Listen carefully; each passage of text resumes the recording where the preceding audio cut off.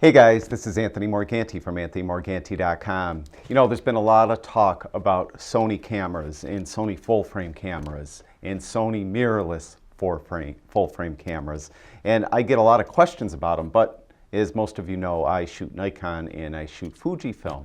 So I wanted to see what the big deal was about. So I contacted my friends over at B&H and they sent me a Sony A7S II camera and a 24-70 lens, and this is my official unboxing of that product.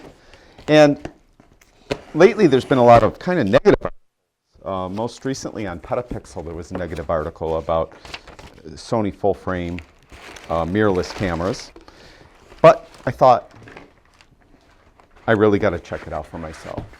So I have the Sony A7S II camera, and I have the E-mount 24-70 lens f4. And you know, I tend to be very technical about stuff in that I tend to look at, like, you know, charts and things, and it's, well, I won't get in a lot of detail, but I'm real technical when it comes to looking at gear and things. But even with that said, I am one that will really let the camera speak to me, meaning I'm going to go out and use it and see what the images look like, and, you know, for all practicality, what it means, not necessarily what it means on paper. So I really have no axes to grind in this battle, and so I, you know, going at it with an open mind and see how good the camera is. So opening it up, we have the owner's manual. It's nice that they give you actual paper instead of you know, a CD, and we have a strap. And let's get right down to the good part. And this is the camera. It's pretty solid. It feels very solid. Now, it's a mirrorless full-frame camera.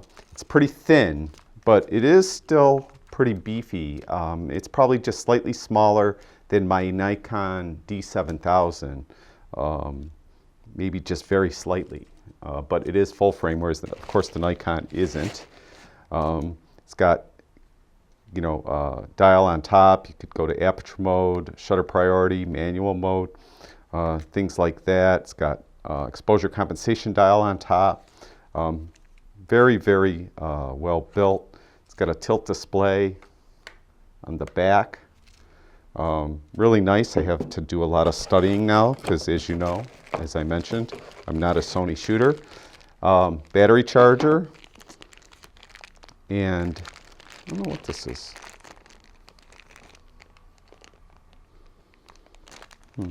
Not sure what that is. Looks like a cold shoe adapter, but I know it isn't. But nonetheless, what else we got in here? We got 2 batteries. That's nice.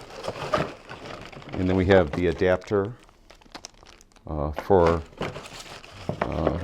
hooking up to your computer so you could charge through your computer.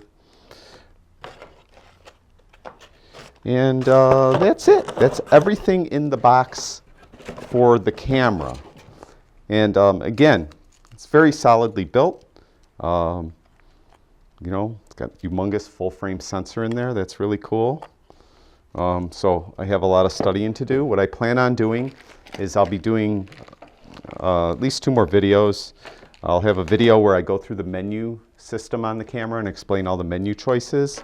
And then I'll have a video where I'm actually out shooting with it. And maybe in that video or in another video, I'll talk about processing the images and what the images actually look like. Now, the 24-7 f4 lens, it's nice, comes with this kind of leatherette or vinyl type bag. Get it out of there without breaking anything. Oops, too late. Okay.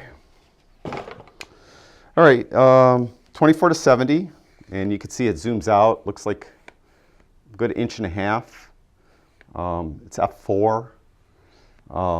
It's focus by wire, So when you spin the focus wheel, it just continually spins. So it communicates with the camera to actually focus the lens. Personally, I don't like focus by wire because I'm an old timer. All my Fuji cameras, of course, have focus by wire, and I don't care for it. I'd rather it be physically focusing when I spin the focus dial.